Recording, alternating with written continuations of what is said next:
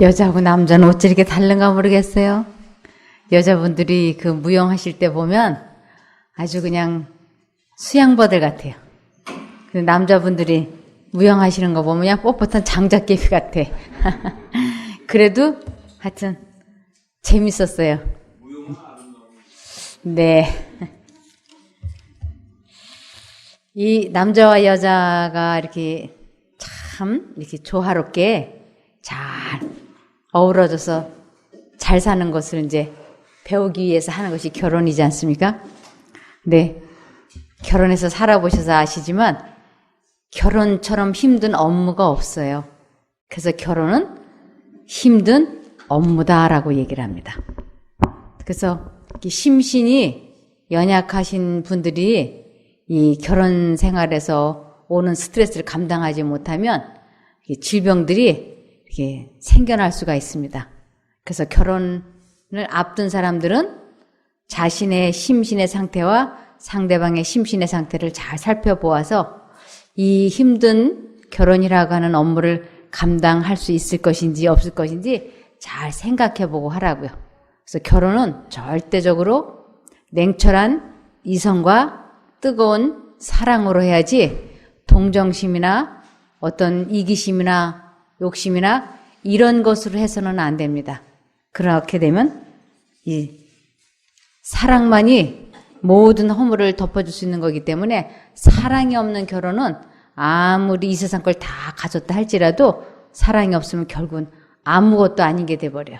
그래서 결혼 생활에 있어서 아주 제일 중요한 건 사랑인데 문제는 사랑을 하기는 하는데 상대방에 대해서 참아주지 못하는 게 이게 문제예요.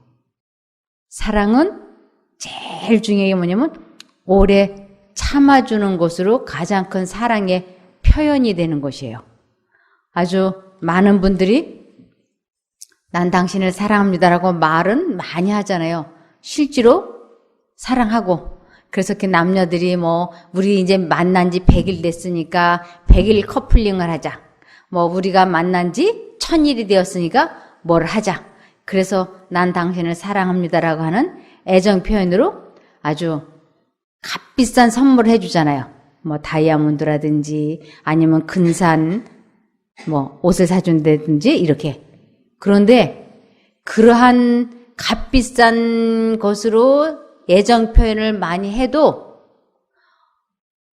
화가 났을 때 자기 마음을 다스려서 상대방에게 참아주는 그 사랑만큼 값진 사랑의 표현은 없다고 성경에 나와 있어요.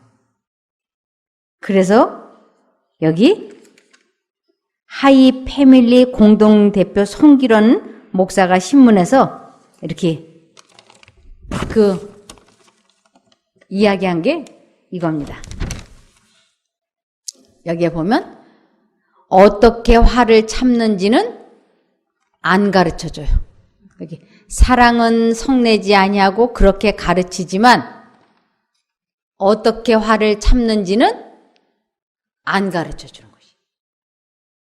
어떻게 화를 참는지 그것을 가르쳐 줄 수 있으려면 본인이 마음을 다스릴 수 있는 능력을 소유해야만이 그것을 가르쳐 줄 수가 있어요. 자기가 체험해 보여주었을 때만 가르쳐 줄 수 있지 자신이 체험해 보지 않고서는 도저히 그것을 가르쳐 줄 수 없다고 하는 것입니다. 그래서 맨 처음에 나는 당신을 사랑합니다라고 하는 애정 표현을 어떻게 해야 되느냐 하면 상대방의 실수나 약점이나 결점을 보았을 때 그것을 참아주는 것이 그보다 더 큰 사랑의 표현은 없어요. 그것을 성경에서는 목숨 바친 사랑이라 그래요. 그래서 친구를 위하여, 친구는 가장 가까운 관계잖아요. 그래서 자기 아내나 남편이나 이웃 간에 있는 사람들에게 있어서 감정을 참아내주는 것, 그것보다 더 큰 사랑은 없다 이렇게 돼 있어요. 저도 참 남편을 진심으로 제가 사랑했어요. 그래서 남편에게 수시로 애정 표현을 했어요. 난 당신을 사랑해요. 정말 당신을 만난 것을 감사하게 생각합니다. 난 정말 당신이 나에게 소중하게 여기고 있다.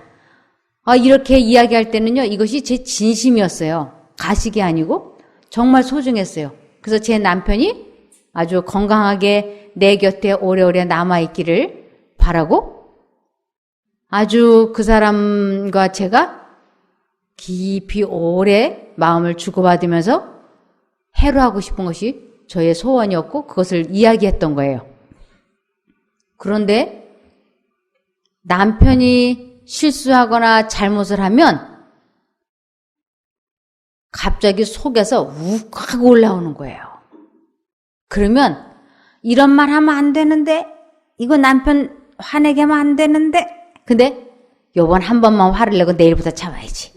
그리고는 상대방에게 화를 포르르 내는 거예요. 그러면 제 남편이 얼마나 속상해하는지. 그리고 또 제 남편도 제가 잘못했을 때 참아주면 좋겠는데 제 남편도 저에게 화를 내면 제가 또 얼마나 낙담이 됐는지 너무너무 그럴 때마다 속상했어요. 그런데 성경을 보니까 사랑은 오래 참고 사랑은 온유하며 사랑은 악한 것을 생각지 아니하며 그랬어요. 상대방의 약점이나 실수나 결점을 생각하지 않는 것, 그것이 곧 사랑이다 이러는 거예요. 그런데 저는 그게 안 되는 것이었어요. 언제부턴가 제 남편이 당신은 나를 무시해. 그런 말을 이렇게 하는 것이었어요. 그럴 때마다 제가 아니라고, 난 당신을 무시한 적이 없다. 당신을 사랑하는데 내가 왜 무시하냐? 그런데 그때마다 제 남편이 아니야, 당신 나를 무시해. 그래서 이게 한두 번이 아니고 여러 차례 반복이 되면서 그래서 제가 하나님께 기도를 드렸어요. 하나님, 저는 정말 남편을 무시하지 않았다고 생각이 되는데 남편이 제가 무시한다고 저렇게 느끼고 있다고 하니까 하나님, 나는 나를 모르니까 하나님께서 저를 객관적으로 볼 수 있도록 도와주십시오 하고 기도를 했어요. 그 기도를 하고 며칠이 안 지나서 제 남편하고 이렇게 아침에 말다툼할 일이 좀 생겨 있었어요. 근데 이제 그거를 이제 꾹 눌러 참고 이제 남편하고 같이 오후에 외출을 했어요. 그래서 이제 남편이 운전을 하고 저는 그 조수석에 앉아가지고 제가 창밖을 이렇게 내다보면서 아침에 일어났던 일들을 머릿속에 곰곰이 생각하고 있었어요. 어떻게 나한테 그럴 수가 있어. 아이고, 참, 어쩌고저쩌고, 이래가면서. 제가 남편을 속으로 막 비난을 하고, 앞에 유리창을 이렇게 보다가 또 옆에 보다가 이렇게 했다가 이렇게 하면 제가 계속 아주 남편을 무시하고 좀 미워해서 마음속으로 흉을 봤어요. 근데 그 순간 제 양심 가운데 아주 섬광처럼 스치고 지나가는 생각이 있었어요. 내가 지금 남편을 무시하고 있잖아. 멸시하고 있잖아. 이렇게. 제가 깜짝 놀랐어요. 이게 무슨 생각이야? 우리들의 양심 가운데 하나님께서는 그렇게 말씀을 하세요. 마음속에 생각을 이렇게 집어넣으세요. 그래서 이건 하나님의 음성인데? 그래서 제가 마음속으로 하나님, 전 남편을 무시하지 않는데요? 그랬더니 지금 내가 남편을 무시하고 있는 생각을 하고 있잖아. 남편의 결점을, 약점을 생각하고 있잖아. 그것이 곧 내가 남편을 무시하는 것이며 멸시하는 것이야. 사랑하지 않는 것이야. 하고 생각 속으로 샥샥샥 지나가는 것이었어요. 아, 그렇다면 제 남편 말이 맞습니다. 저는 제가 마음속으로 남편을 무시하고 업신여기고 생각은 그런 걸 하고 있지만 내 겉모습으로는 내색을 한 번도 하지 않았다라고 생각하고 있었어요. 그러니까 내가 상대방을 무시하고 업신여기고 멸시하고 비웃고 무능하다고 속으로 타박했던 그 생각을 남편이 전혀 모르는 줄 알았어요. 느끼지 못하는 줄 알았어요. 아, 그런데 제 남편이 이것을 다 느끼고 있었다고 하는 것이에요. 근데 내가 속마음으로는 상대방에 대해서 날카로운 비난의 화살을 쏘면서 겉으로는 안 그런 척 했기 때문에 저는 제 남편이 속고 있는 줄 알았어요. 근데 제 남편이 정확하게 느끼고 있는 것이었어요. 당신은 나를 무시한다. 이렇게. 그래서 이러한 것은 상대방이 속지 않는구나. 그것을 알게 됐어요. 그래서 사랑은 악한 것을 생각지 아니한다고. 그 후로 제 남편에 대한 실수나 약점이나 결점이 이렇게 머릿속에 떠오르면 제가 그 생각을 하지 않겠다고 아주 굳게 결심을 했어요.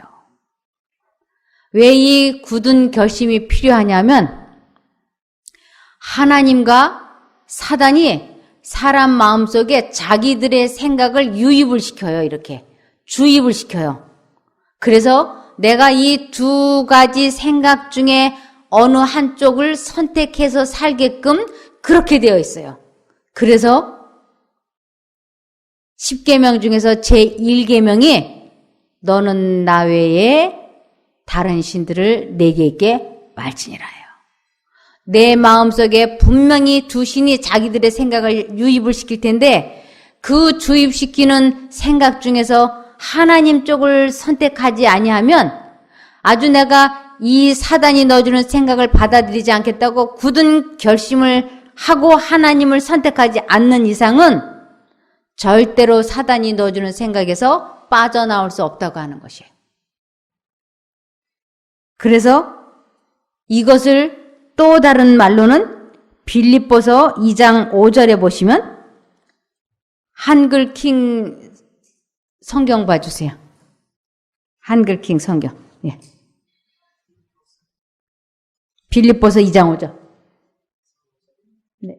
2장 5절. 네. 여기 보면 너희 안에 이 생각을 품으라. 곧 그리스도 예수 안에도 있는 생각이라 그랬어요. 예수님 마음속에도 있는 생각을 품으라고. 그러니까 예수님의 생각과 나의 생각이 동일한 거예요. 그래서 이것을 또 다른 말로는 너희 안에 이 마음을 품으라. 곧 그리스도 예수의 마음이라고도 하고 또 너희 안에 이 생각을 품으라. 곧 예수 안에도 있는 생각이라고.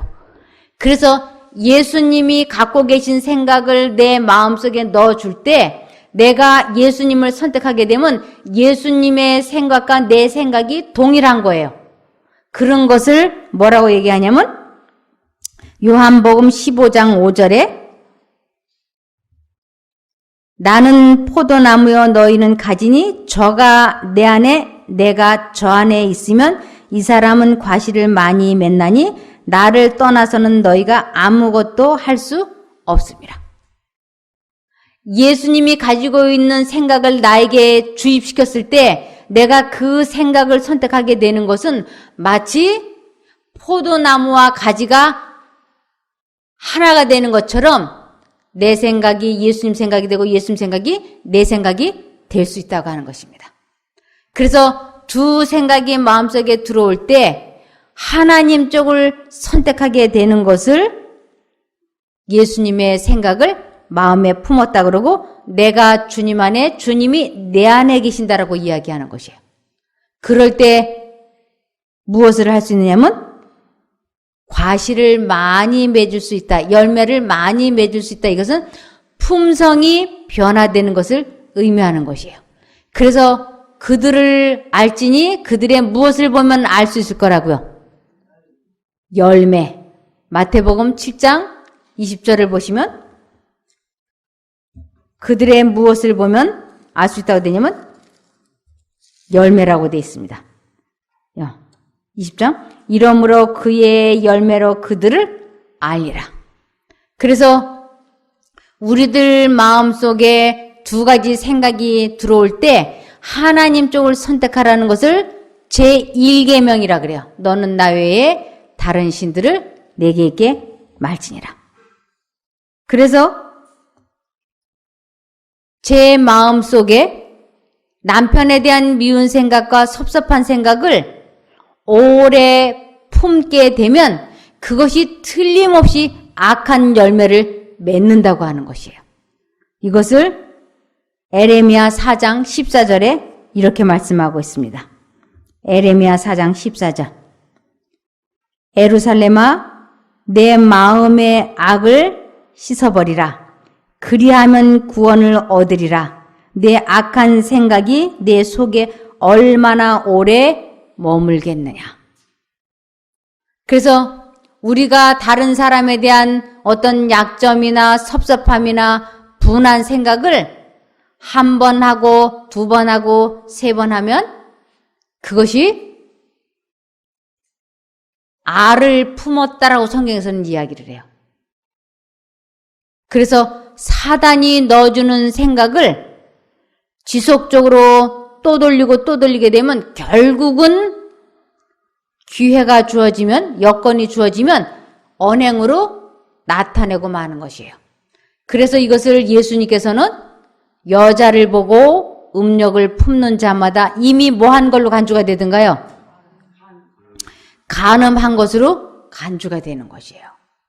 그래서 이 악한 생각이 마음속에 들어올 때 이 생각을 품지 않겠다고 아주 굳은 결심을 하는 것을 뭐라고 얘기하냐면 좁은 문으로 들어간다라고 얘기하는 것이에요.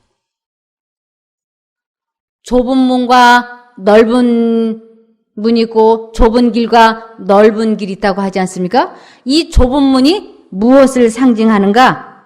바로 두 가지 생각이 들어올 때 하나님 쪽을 선택하는 것을 좁은 문, 좁은 길로 들어간다고 하는 것이에요. 근데 이것이 쉬우냐? 쉽지가 않아요. 왜냐하면 우리들의 유전인자가 우리들의 후천적으로 배양된 습관이 사단이 넣어주는 생각을 너무너무 사랑하고 그것을 하고 싶어 하게끔 우리들이 그렇게 되어버려 있어요. 그래서 두 생각이 언제나 동시에 들어와요.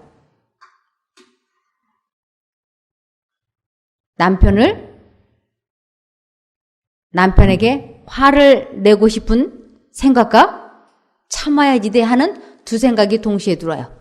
근데 내가 참아야지 그래서 그 순간을 내가 억지로 참아서 고비를 넘기고 나면 내가 참은 것이기 때문에 그것은 화내는 시간을 지연시킨 것뿐이지 결국에는 나중에 이것이 모아가지고 폭발하게 돼 있어요. 그러므로 사람의 노력이나 사람의 힘으로는 어떠한 경우에도 자기 마음을 다스릴 수가 없어요. 그래서 사람의 가치는 자제력과 절제력으로 평가가 되는 것이에요. 하버드나 서울대나 아무리 좋은 대학을 나고 아무리 그가 집안이 좋고 명예가 있다 할지라도 자기 감정을 못 다스려요. 제가 여기에서 이 일을 하다 보니까 각계 각층의 사람들을 여러 번 만나게 되더라고요. 아주 유명인사도 만나게 되고 나가서도 만나게 되고 들어와서도 만나게 되고 그러면서 제가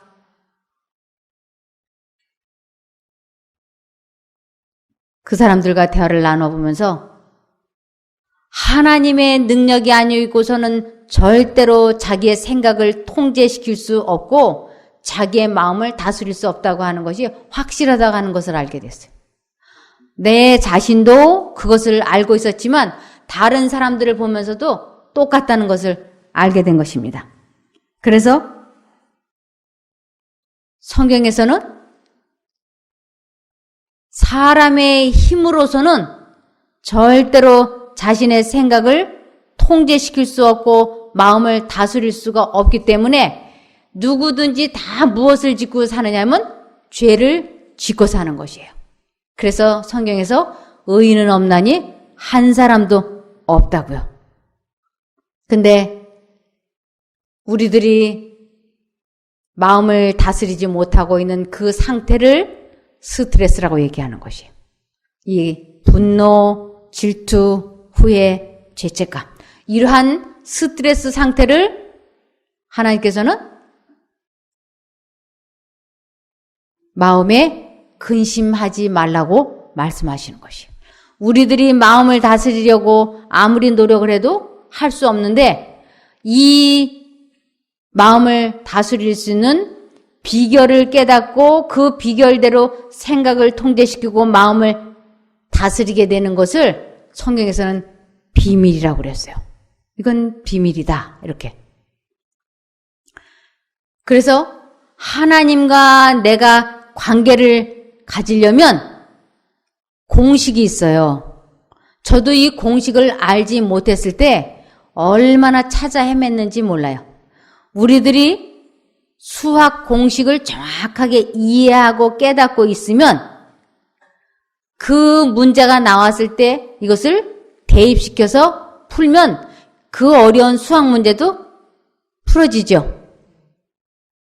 사람의 힘으로서는 절대로 자기의 생각을 통제시키거나 마음을 다스리거나 감정을 지배할 수가 없어요. 이것이 사람의 힘으로는 할 수 없는데 우리들 마음속에 생각을 유입시키고 있는 사단보다 능력이 더 크신 하나님을 부르면 하나님께서 그 사단을 내 곁에서 책망을 하고 쫓아주시니까 그 생각이 안 들어오는 것이에요. 그래서 이것이 공식이 있는 것이에요. 두 생각이 마음속에 들어올 때 내가 이 생각을 받아들이지 않겠다. 사단이 넣어주는 생각을 받아들이지 않겠다 하고 굳은 결심을 해버리는 것을 성경에서는 내가 그 생각에 대해서 죽었다라고 얘기를 해요. 그래서 내가 그 생각을 완전히 포기한 상태를 내가 죽었다 그러고 죽은 다음에 하나님을 부르면 틀림없이 하늘에서 그 순간 능력이 와서 내게 생각을 넣어주는 그 존재를 쫓아줌으로 말미암아 내가 그 생각에서 해방이 되는 것이에요. 이것이 공식이에요. 그래서 두 생각이 들어올 때 첫 번째 해야 되는 것은 아주 굳은 결심을 해야 된다고 하는 것입니다. 그래서 굳은 결심을 하고 하나님을 부르면 틀림없이 하나님께서 우리들을 그 기가 막힐 웅덩이와 수렁에서 건져주시는 것이에요. 이것을 그 기가 막힐 웅덩이와 수렁을 또 다른 말로는 사망의 음침한 골짜기라고 그래요. 이것을 또 다른 말로는 겸손의 골짜기라고도 이야기합니다. 그래서 우리가 그 겸손의 골짜기를 지나가려면 반드시 내가 그 생각을 포기하고 하나님께 전적으로 의지를 해서 하나님께서 나의 생각을 포기할 수 있도록 해주실 때 이것을 겸손이라 그러고 이것을 착한 행실이라고 얘기합니다. 그래서 너희가 착한 행실로 다른 사람들에게 전도를 하라 그러지 않았습니까? 이 착한 행실이라고 하는 것은 우리가 다른 사람들에게 옷을 사준다든지 밥을 사준다든지 병원비를 대준다든지 이런 것도 물론 포함이 되겠습니다만 그보다 더 큰 넓은 의미로는 성경에서 말하는 착한 행실은 자를 포기시킨, 자기의 생각을 포기시킨 그 언행을 가지고 다른 사람들에게 전도를 하라고 하는 것이에요. 그래서 우리의 아내나 남편이나 이웃에게 전도를 하고 싶다면 어떻게 하면 전도가 될까요? 내 자신과의 싸움에서 이기는 모습을 보여줘야지 돼요. 이기는 모습. 내 자신과의 싸움, 이것은 내 자아와의 싸움이라고도 하고 죄와의 싸움이라고도 말합니다. 상대방에게 불만 불평을 말하고 싶다든지 신경질을 내고 싶다든지 화를 내고 싶다든지 그러할 때 인간의 힘으로는 이것을 다스릴 수가 없어요. 참 안 돼요. 근데 무엇을 하면 된다고요? 그 순간 굳은 결심을 해야지 돼요. 예. 이것이 가장 중요한 핵심이에요. 아주 굳은 결심을 함과 동시에 하나님을 불러야지 돼요. 그러면 하늘에서 능력이 와요. 그래서 내 힘으로 내 마음을 다스린 게 아니고 하나님의 성령의 능력으로 내 마음이 다스려졌기 때문에 이것을 성령 침례라고 얘기하는 것이에요. 그래서 하나님께 돌아오라 그러니까 사람들이 어떻게 하는 것이 하나님께 돌아가는지를 알아야 돌아가지 않습니까? 하고 물어봐요. 이것이 말라기 3장 7절입니다. 말라기 3장 7절. 만군의 여호와가 이르노라. 너희 열조의 날로부터 너희가 나의 규례를 떠나 지키지 아니하였도다. 그런즉 내게로 돌아오라. 그리하면 나도 너희에게로 돌아가리라 하였더니 너희가 이르기를 우리가 어떻게 하여야 돌아가리까 하도다. 저도 하나님을 믿기는 믿는데 도무지 마음이 공허하고 그리고 마음이 다스려지를 않고 화를 다스리지를 못해서 얼마나 이것이 저를 괴롭혔는지 몰라요. 남편한테, 자식들한테, 이웃 사람들한테 해서는 안 되는 말실수를 얼마나 많이 하는지 견딜 수가 없이 괴로운 거예요. 그래서 저녁에 잠자리에 들기 전에 무릎을 꿇고 하루 중에 있었던 일을 아침부터 점심, 저녁까지 쭉 돌이켜보면 내가 그 말을 왜 했던 거 하고 가슴을 치며 안타까워했던 적이 365일 중에 365일을 했어요. 하루도 성한 날이 없었어요. 내가 왜 그런 실수를 하는지 안 그러려고 얼마나 노력했는지 몰라요.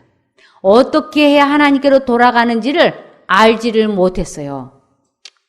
근데 여기에 하나님께로 돌아오라 그랬더니 이스라엘 사람들도 어떻게 하는 것이 하나님께 돌아가는 것입니까? 하고 물어보지 않습니까?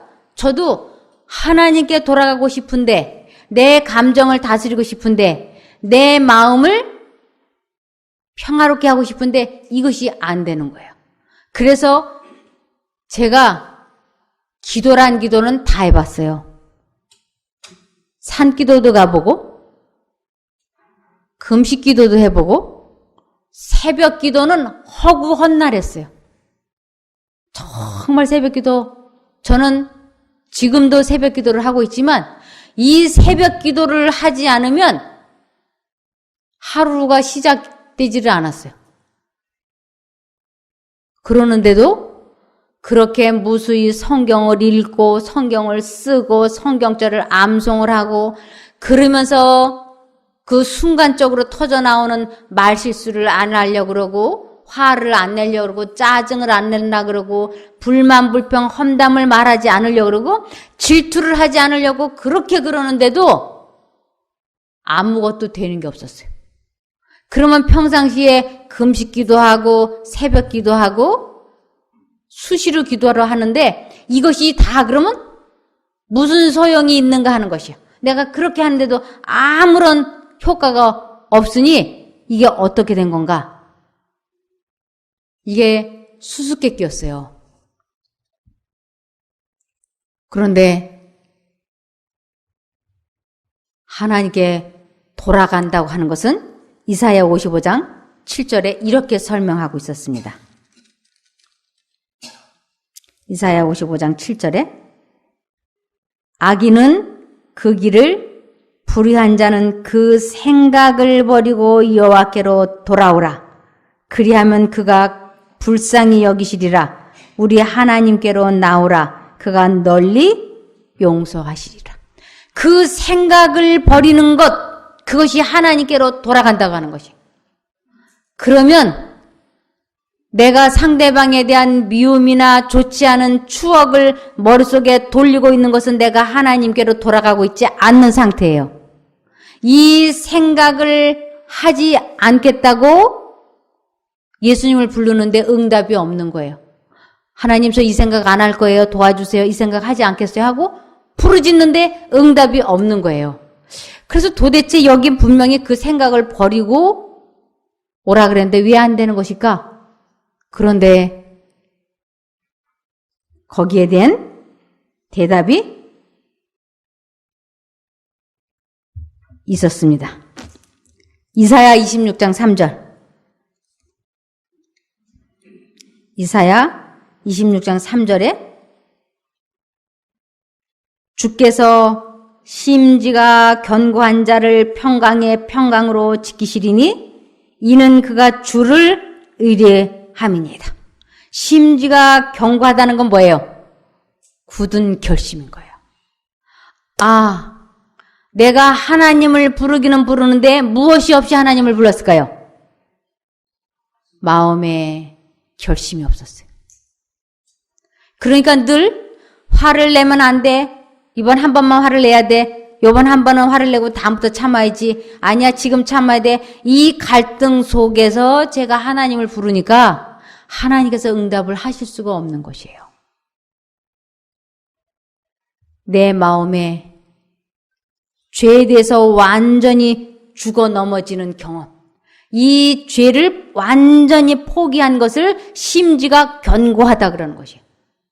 그럴 때 하나님을 부르면 하나님께서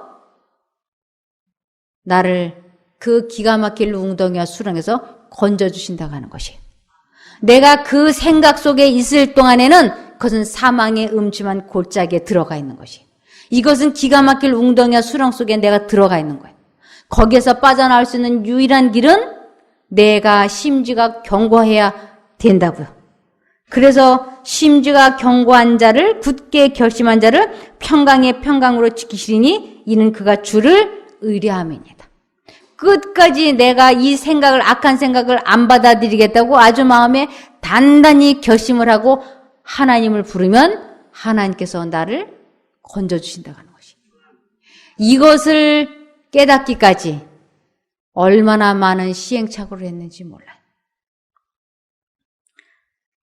이사야 26장 13절을 보시면 여호와 우리 하나님이시여 주 외에 다른 주들이 우리를 관할하여 싸우나 우리가 주만 의뢰하고 주의 이름을 부르리이다.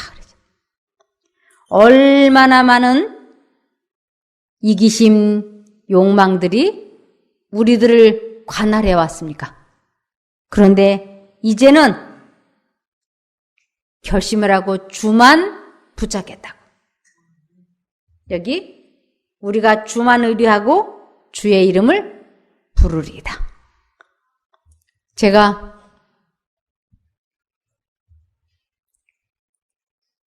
어떤 집사님, 우리 교회 집사님인데요. 제가 그분 이야기를 들으면서 아주 참 그렇구나 하고 들은 게 뭐냐면 자기 신우 남편, 그러니까 아이들의 고모부가 도박을 했어요. 근데 이 도박에 한번 중독이 되면 사람의 힘으로는 못 빠져나와요.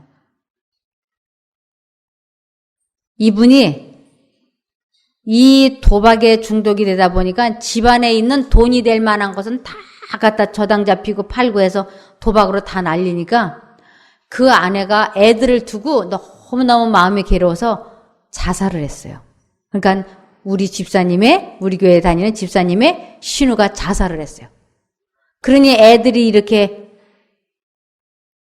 있는데 아내가 자살을 했으니까 이 남자가 그날부터 그 죄책감이 이루 말로 다 못하잖아요. 아이들한테도 못할 노릇을 했고 그 처갓집 식구 주변 사람들한테서도 사람 대접을 못 받잖아요. 그러니까 이분이 자기가 지금 많이 괴롭다고 하는 것을 다른 사람들에게도 표현을 해야 되겠고 아이들에게도 속지 않는다는 표현을 해야 되겠고 자기 자신도 이 정도의 벌은 받아야 되겠다고 생각을 해가지고 작두에다가 이 손가락을 4개를 넣고 자기가 잘라버렸어요. 근데 이분은 얼마나 이 지독한 사람인지 오른손 마저 잘라냈어요. 그래서 요거를 남겨놨대. 요거는 없고. 저는 지금까지 4손가락 잘랐다는 말은 들어봐서도 8손가락 잘라놨다는 건 이번에 처음 들었어요. 그리고 이분이 정말로 얼마나 어금니를 물고 버텼는지 도박을 안 하더래요. 1년, 2년, 3년 동안 정말로 도박을 안 해서 이제 가족들도 용서를 하고 이제 이렇게 화해가 됐어. 아이들도 아버지를 이제 용서를 하고 이렇게. 그런데 만 3년이 되던 어느 날 이분이 없어진 거예요. 어디가 있을까요? 도박장에 가서 발가락에다 끼고 하더래요. 그러면서 저희 교회 집사님 하는 얘기가 중독은 그것이 무슨 중독이 됐든지 한 번 빠져나왔다고 해서 그것이 영원히 가라는 법이 없는 것이에요. 계속 매 순간마다 하나님께 도움을 청해서 받지 않고서는 그 중독을 지속적으로 해방된 것을 지킬 수가 없다고 하는 것이에요. 이분이 3년 만에 다시 그 도박장으로 돌아간 후로는 이 마음이 아주 자포자기가 되어가지고 될 대로 되라 하고 해버리더래요.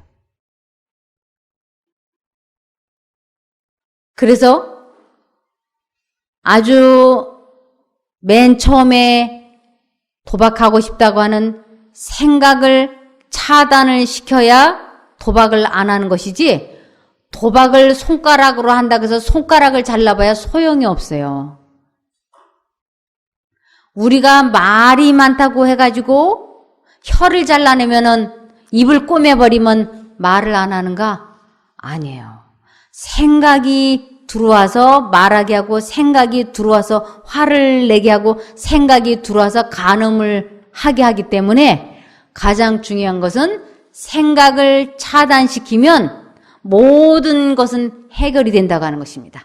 말이 많은 사람은 입을 꿰매려고 하지 마시고 혀를 깨물려고 하지 마시고 이 말하고 싶은 생각이 들어올 그때 내가 이 말을 하지 않겠다고 상대방에게 희망과 용기를 주는 말이 아니면 안 하겠다고 굳게 결심을 하시고 하나님을 부르면 하나님께서 그 말하고 싶은 욕망에서 해방시켜 준다고 하는 것이에요. 그래서 이렇게 해가지고 말에 실수가 없는 사람이면 그는 곧 온전한 사람이라 그랬어요. 이런 방법으로 말에 절제를 하는 사람은 그는 곧 온전한 사람이고 그런 사람은 온몸을 굴레 씌울 수 있는 사람이라 그랬어요. 이 온몸을 굴레 씌운다고 하는 것은 모든 절제를 다 할 수 있는 사람이란 뜻이에요. 왜냐하면 생각을 통제시켜서 말의 절제가 되는 그 공식이 식욕도 마찬가지고 정욕도 마찬가지고 도박도 마찬가지고 쇼핑 중독도 마찬가지고 인터넷 중독도 마찬가지. 원리가 똑같아요. 그래서 내가 술을 안 마셔야지, 안 마셔야지. 아무리 결심을 해봐야 내가 말 실수를 안 하기 위해서 말을 안 해야지 하고 아무리 결심을 해봐야 그 모든 것은 다 썩은 새끼줄과 같은 것이에요. 방법은 한 가지. 마음에 굳은 결심을 하고 하나님을 불러야지 돼요. 그러면 하나님의 능력이 우리들에게 임하셔서 그 분의 능력으로 그 악습에서 벗어나는 것이에요. 시편 40편 1, 2절.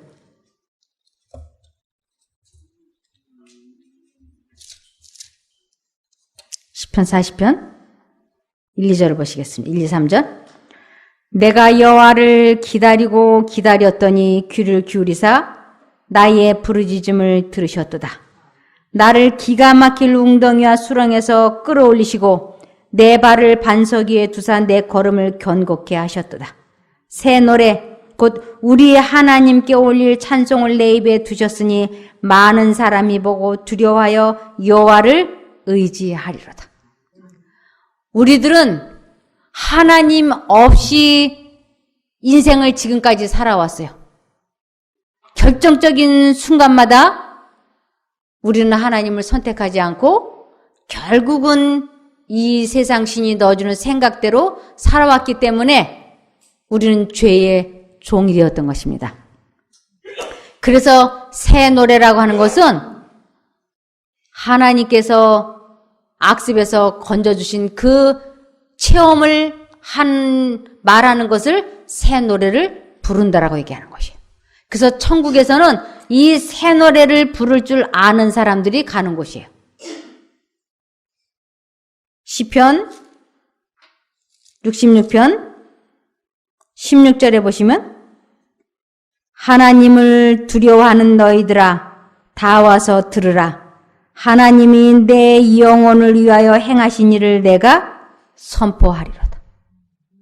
하나님이 내 영혼을 위하여 행하신 그 놀라운 일을 내가 선포하겠다. 제가 지금 이 놀라운 일을 선포하고 있지 않습니까? 제가 하루에 12번도 더 신경질 내고 화를 내고 짜증을 내고 불만 불평을 말하고 그래서 제 남편이 저하고 결혼한 것이 너무너무 후회가 되고 괴로워서 오토바이를 타고 가다가 전봇대를 들이받아서 그 자리에서 죽어버리고 싶었대요. 얼마나 제가 말이 많고 짜증을 잘 내고 신경질을 내든지. 근데 제가 그렇게 안 살고 싶은데 그 생각이 들어오면 아 신경질 내면 안 되는데 한다 확 신경질 내고 남편에게 이런 말 하면 안 되는데 한다 확 해버리고 도저히 제 마음을 다스릴 수가 없었어요. 그런데 이 공식이 있다고 하는 것을 배우고 그러므로 그 생각이 들어오려고 할 때 아유 신경질나 할 때 하나님 저 이 생각 안 할 거예요 하고 굳게 결심을 하려고 할 때 사단은 이 결심만 했다 하면 틀림없이 자기 손아귀에서 빠져나가는 것을 아니까 요번 한 번만 화를 내고 내일부터 화를 내지 마라. 지금 참으면 저 사람이 너를 바보로 할 거야. 그러니까 요번 한 번만 신경질을 내야 돼. 아주 집요하게 그 생각을 넣어서 머뭇 하다가 확 터지고 머뭇 하다가 확 터지고 제가 평생을 그러고 살았어요. 근데 하나님께서 제 양심 가운데 언제까지 이런 식으로 인생을 살겠느냐 하고 말씀을 하셨어요. 언제까지. 이렇게 머뭇하다가 실패하고 머뭇하다가 실패하고 이것을 우유부단함이라 그러는데 우유부단한 것은 죄라고 하는 것이에요. 그래서 제가 결심을 했어요. 이제는 아주 적이 들어오기 직전에 적군을 쳐부수는 걸 초전박살이라 그러죠. 그래서 아유 신경질나 라고 하려고 할 때 아유까지 나오면 어떻게 해요? 나 화 안 낼 거야. 그리고 굳은 결심을 하고 막 하나님을 불러요. 1분은 60초. 60번 부른다. 하나님 도와주세요. 미친 개가 물으려고 달려오면 어떤 속도로 달려야지 되나요? 미친 개가 발뒤꿈치 물으려고 달려오면 무슨 속도로 달려야 되죠? 전속력으로 달려가야 되잖아요. 사단이 우리들에게 생각을 주입시키는 그 속도는 미친 개보다 더 빠른 속도예요. 내 영혼을 무너뜨리려고 전속력으로 사단이, 이것을 영감의 글에는 사단이 우리들 머릿속에 검은 공을 이렇게 집어던진다 그랬어요. 그리고 이 공 날라오는 속도, 그 검은 공, 즉 자기의 생각을 사람 마음속에 팍 집어넣으면 그 생각이 들어오면서 우리들이 행동화되는 것이에요. 그러니까 그 공 날아오는 속도가 얼마나 빠른지, 하나님 제가 지금 화를 안 낼 테니 화를 참게 해주세요. 이렇게 느릿느릿하게 기도할 여절이 없어요. 공 날아오는 속도와 같이 하나님을 불러야 되니까 어떻게 될까요? 예수님! 이렇게 부르는 거예요. 예수님, 예수님. 막 이래서 내 영혼이 기다리고 기다렸더니 내가 부르짖어서 하나님의 능력을 받는다 그런 거예요. 그 공 날아오는 사단이 던지는 그 속도와 내가 하나님을 부르는 속도가 내가 더 빨라야지 돼. 하나님. 내 결심이 확고부동하다고 하는 것이 인정이 되고, 그리고 내가 하나님을 확실하게 부르면 틀림없이 그 순간 하나님의 능력이 내 마음속에 들어와서 나를 그 생각에서 해방시켜줘요. 이것을 회개라 그러고 성화라 그러고 거듭남이라 그러는 것이에요. 이것을 체험하는 것을. 그래서 이것을 또 다른 말로는 의로운 행위라고 얘기를 합니다. 회개는 의로운 행위예요. 그래서 하나님 쪽을 선택을 해서 하나님의 능력으로 내 자신과의 싸움에서 이기는 이 의로운 행위를 하게 되면 하나님께서 세 가지의 상급을 주세요. 즉시 주세요. 어떤 상급을 주시는가? 죄와 싸워서 이기면 이 마음속에 하늘로부터 평화와 기쁨이 충만해져요. 우리 달리기를 해서 아슬아슬하게 1등을 하고 나면 마음이 어떻든가요? 기쁘죠? 와, 이겼다 이러잖아요. 대학교에 합격을 해도 와, 합격이다. 고등학교 합격해도 와, 합격이다. 취직을 해도 와, 합격이다. 승리자만이 환호성을 낼 수 있잖아요. 진자는 눈물밖에 나오는 게 없어. 이별길에도 할 얘기가 없어요. 근데 우리가 죄와 싸워서 이기면 하늘에서 내 마음속에 기쁨과 평화와 만족이 꽉 차오르는 것이에요. 이것을 상급이라 그래요. 이 마음의 기쁨과 즐거움이 꽉 차올라. 이것이 우리 몸을 어떻게 한다고요? 급속히 회복시켜주는 것이에요. 이것이 우리들 급속히 회복해. 지면 이 좋지 않은 생각에 찌들어갖고 절어가지고 그 생각을 계속하면 이 마음이 점점 어두워져서 심령의 근심은 뼈를 마르게 한다 그러잖아요. 그래서 마음의 즐거움은 약 중에 최고의 양약인 거예요. 죄와 싸워서 이긴 사람에게는 하나님께서 상급을 주시는데 처음에 기쁨과 평강과 사랑을 충만하게 줘. 이 충만함을 경험함과 동시에 뭐가 돼요? 치료가 시작이 되기 시작해요. 이렇게. 이것을 지속적으로 영위하면 완쾌 단계에 들어가는 것이에요. 그러면서 내가 죄와 싸워서 승리하게 되면 경제적인 문제를 해결해 주세요. 그래서 이 세 가지가 해결이 돼요. 첫 번째, 뭐라고요? 마음에 평화와 기쁨이 넘치고 그것이 우리를 치료하고 그리고 경제적인 문제가 해결이 된다고 하는 것이에요.